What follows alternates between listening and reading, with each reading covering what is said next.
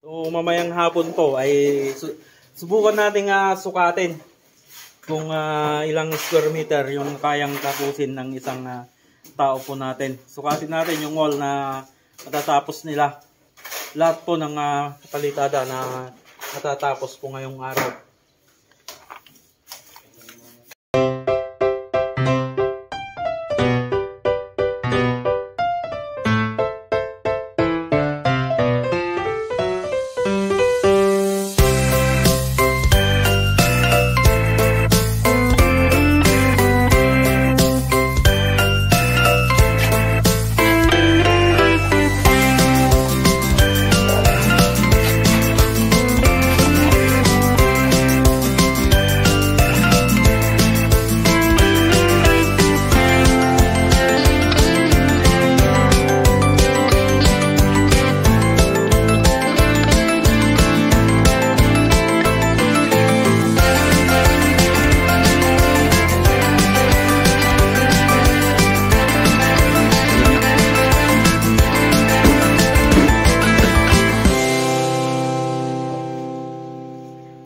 Isang mapagpalang araw ulit mga idol at magandang araw po sa lahat.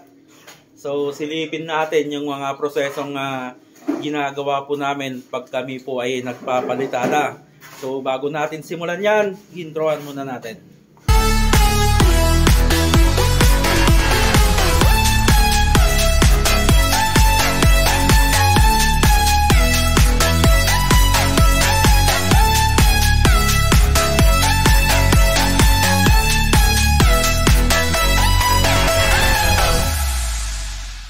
Tapos ang intro.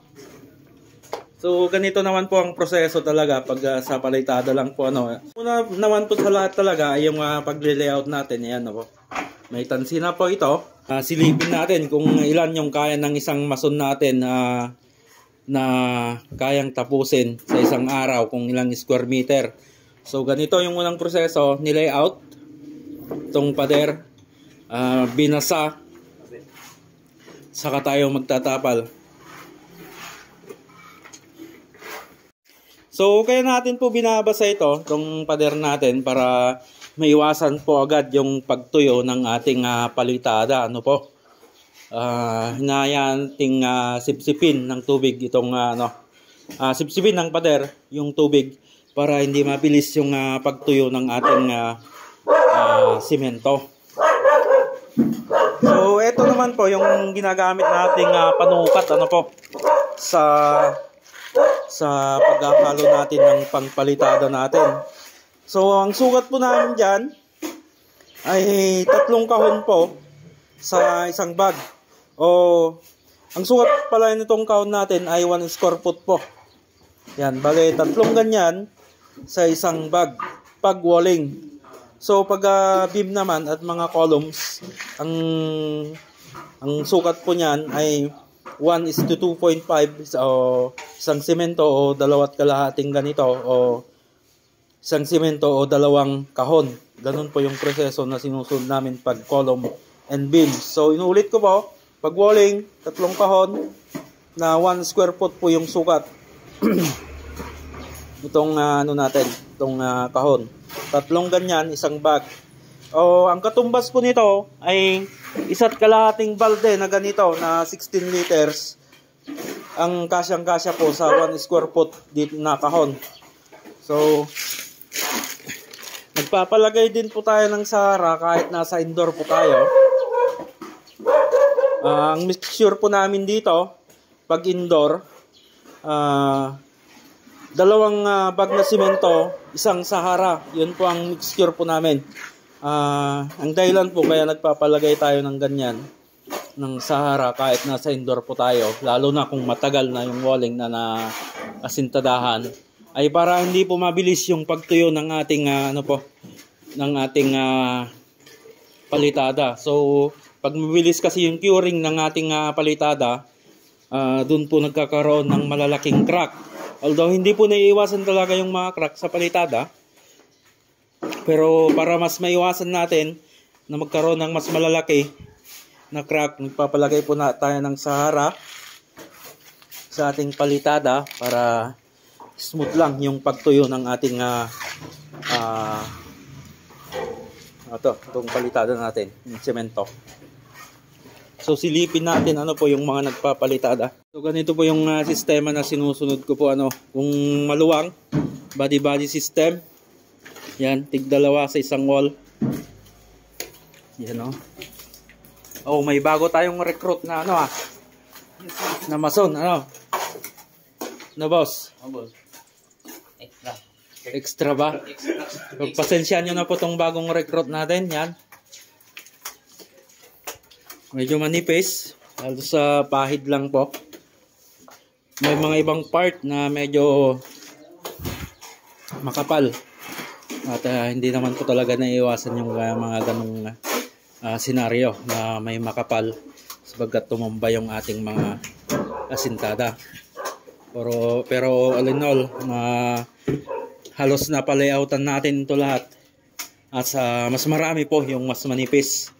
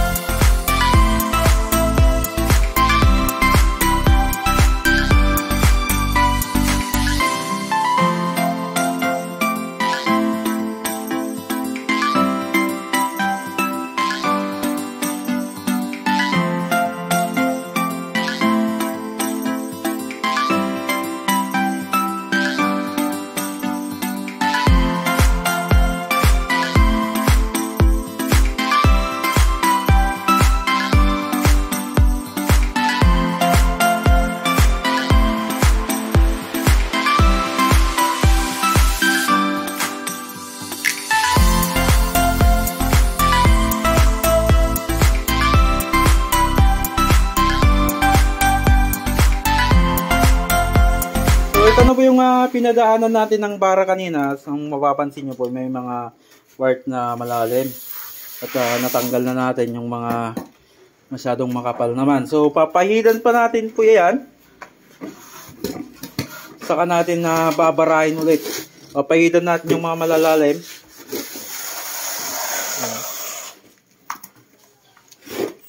Saka natin na ibabara ulit. So bale na na po natin ito na bara na po natin, pantay na siya, so ready na siya for bully or gagasgasin na natin. So ito yung ginamit naming pangpaltok kanina at pangpahid. So iba naman yung ginagamit namin na pambuli. Pwede naman po itong rubber na trowel, ito yung rinela. Mas magaan po kasi ito na pampaltok at pangpahid. So yung ginagamit po namin idol, yung ginagamit namin pangbuli po ay ito po. Itong kung tawagin po dito sa amin ay ipil backer po ito. Matigas po ito. Hindi po katulad ng karaniwang kahoy na naghihimulmol. Wala po itong himulmol. Yan, kaya magandang pang-bully. Silipin natin sila. Kaya mas prepare po namin yung kahoy na pambuli na ganyan kaysa itong rubber trowel na ito. Kasi madalas po pag matigas na itong palitada natin, lumalabas po yung bato. Pero pag kahoy po na ganyan, ay dinidiin niya po yung bato. Hindi po lumalabas at maganda pong puruhan pag ganon, pag nagpuro na. Ano man ba, Seth? Lance? So katulad po ng sinabi ko kanina na body-body system yung mga tao natin. Ito po yung kagandahan pag body-body system. Hindi natin naantay na masyadong matigas na itong simento bago tayo magbulay at bago magpuro. Sapagkat napakahirap pong magpuro at magbulay pag sobrang tigas na itong palitada. Mas maganda po yan pag ganyan. Pero nakadepende pa rin po yan sa diskarte ng mason at ng contractor. Pero sa amin po ay ganito yung paraan po namin. Yan. So bale ito po yung binuli ng redelang kahoy. So yung trowel na kahoy. Mas pantay po siya kaysa sa redelang rubber. So ready na siya, matigas na, medyo okay na yung curing. Ready na for finishing o yung puro niya. So ito na po yung pinalitadaan ng mga kasama natin kanina, mga idol. So ang pinang-finish po namin dito ay brush po. Mostly talaga ay brush po yung ginagamit namin dito. Bihira po kaming gumamit ng paper finish sapagkat pag paper finish natin dito sobrang dulas na po at napakahirap na pong gumapit yung masilya natin pag nagbatak po tayo dito ng masilya. So naka isa, dalawa at meron pa ito kaninang umaga lang po ito. Tapos na rin po itong part na ito yung pinagatilaan ng dalawa. So kagaya ng sinabi ko po kanina, brush finish po ito at kwentahin natin mamaya kung ilang square meter ang kayang tapusin ng apat na mason sa isang araw. So ang kwentahan po kasi dito ay per man hour ng mga kasama nating engineer, mga bayaning engineer. So subukan natin na estimate kung ilang square meter yung kaya nating tapusin sa isang araw. So nakadepende pa rin po yan sa kapal ng palitada at sa kung gaano siya kanipis. Dito pala ay nasa 2.5 to 2 cm. Pinakamanipis na po siguro yung yung 1.5 cm. So ayan, nagpapalo ulit tayo at nag-layout ulit tayo ng papalitadaan natin. So may layout din tayo dito, po? Yan. So ginamit natin ulit yung maywagang laser natin para mas madali yung pagle-layout natin. Tapat-tapat lang natin doon sa may pinaka green light niya, yun So ang kapal po nito nasa 2.5 to 3 cm. Medyo tumbado yung pero okay lang naman po yan.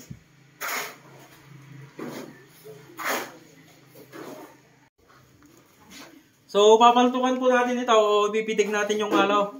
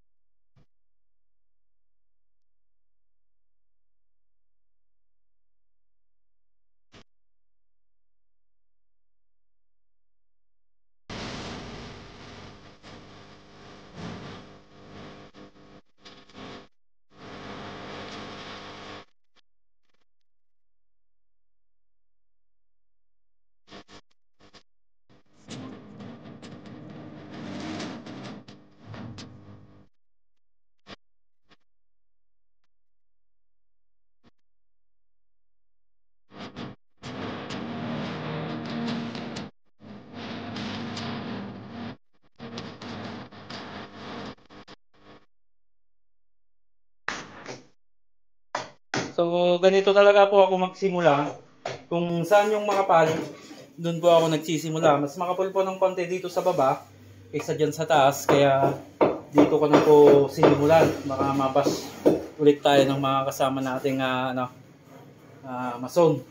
At bakit nuuna natin sa baba. Siyempre, kung saan mas makapal, doon po yung uunahin. Pero pag nag-finish na tayo at nagpahid, uunahin na po natin sa taas. May iwan po dito sa baba. Susunod natin sa baba. So, ganito din yung paraan natin pag medyo makapal, paltok. Pag manipis, pahid o punas.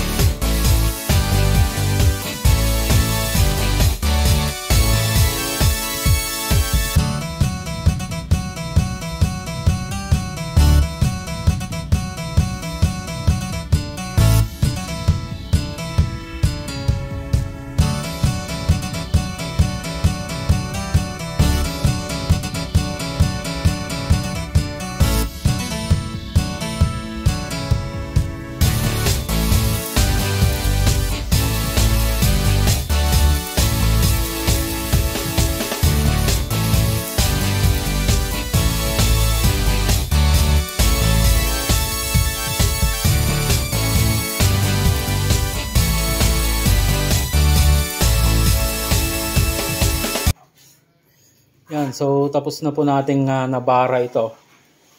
Bale, ready for bully na. O gagasgasin na lang po natin.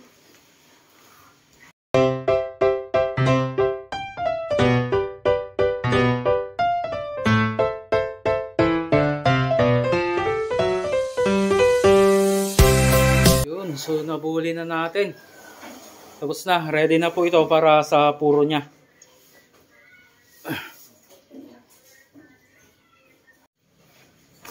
Yun, so ito na yung pinalitadahan natin. Ano po, okay na siya. Naka-brush na natin. Yan. So katulad ng nasabi ko po kanina, ay silipin natin kung ilang square meter po yung natapos natin. Ano po, bali 1, 2, 3, 4 po ito. Itong maluwang 5. Saka meron pa doon po na isa. Silipin natin. Saka dito po yung isa. So bali ang size po ng pader na natapos natin ay 3.2 by 3 meters. At ito po ay 4.5 by 3 meters. Pare-parehas na po itong tatlong wall na ito, 4 na wall. Pero lang po ito na nasa 6 square meter lang po ito. So, kwentahin po natin kung ilang square meter yung natapos ng tropa. So, bali may listahan po tayo dito. Tatlong 9.6, 13.5, saka isang 6 meters. Bali, ang total po noon ay nasa kulang-kulang 58 square meter po. So, i-divide po natin yun ng 4 mason ay nasa halos 14 square meter po ang natapos nila. So, ang working hour po nila ay nasa 6 hours lang po. Bale, 8 hours po kami. 5 to 8, 8 to 5 pala. 8 a.m. to 5 p.m. So, lunch break namin yung 12 to 1. So, yun po ang nagiging cut-off namin. Kaya nagiging 7 working hours lang po kami. So, maaga pa naman. Alas 4 natapos. So, bali, kwentahin natin ng 6 hours lang yung working hour ng 14 square meter. So 14 square meter divided by 6 working hours ay kulang-kulang 3 square meter po per hour ang natatapos ng isang mason. Yung kwentahan naman po kung magkano ang square meter po ng ng palitada ay nakadepende po kung nasaan po yung area natin. So bilang respeto po sa mga kasama nating mason ay hindi po ako sasabi ng amount kung magkano ang per square meter po, sapagkat hindi naman po pare-parehas ang kung magkano ang per square meter sa mga area.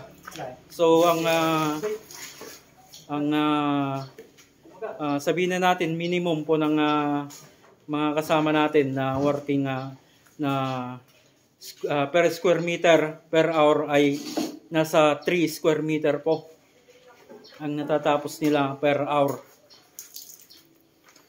Sa puro walling lang po yung natapos, sapagkat sa kantuhan naman po ay ibang usapan na po yun at iba rin po yung presyohan niya.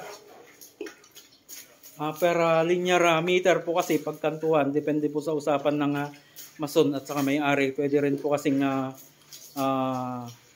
per linear foot ang usapan doon. Pero halos paparehas din, papatak din po sa linear meter pag yung linear foot. Mas malulugi pa po yung nagpapagawa pag linear foot, sapagkat kulang-kulang 3 feet yung isang meter o yung 1 meter. So maaga pa, yan, nag-layout na naman po sila. So bago natin tapusin yung video, ay may nais pa akong idagdag sa ating content ngayong araw na dapat din natin i-consider yung mga materials na ginagamit natin, kung yung location po nila, kung may gamit ba tayong makina o mano-mano yung ginagamit natin, kung nasaan yung mga gamit, kung malapit ba o kailangan dagdag na manpower. Yan. So dito ay malapit lang naman yung natin, yung mga gamit natin, kaya medyo mabilis po yung proseso natin. So bago natin tapusin yung video, i-update lang natin yung mga natapos natin. So alos itong dalawang room ay sa may mga bintana na lang po yung hindi natapos. Room 2 at room 3 alos sa may mga bintana na lang. Dito naman po sa master's bedroom ay tapos na po itong dalawang side. Yan po. Saka itong part na ito ang hindi pa natatapos, saka itong dito sa may malaking bintana niya. So yan na po yung update natin dito sa ating project. So dito ko na po tatapusin yung video natin ngayong araw. God bless po sa ating lahat at lagi po tayong mag-ingat. Boss, anong mensahe mo sa basher natin? Baka may mensahe ka bago tayong paalam. Mag-ingat pa yun. Lagi silang nag-iingat. Pagkatapos kumain, mag-iingat. Kasi may tinga.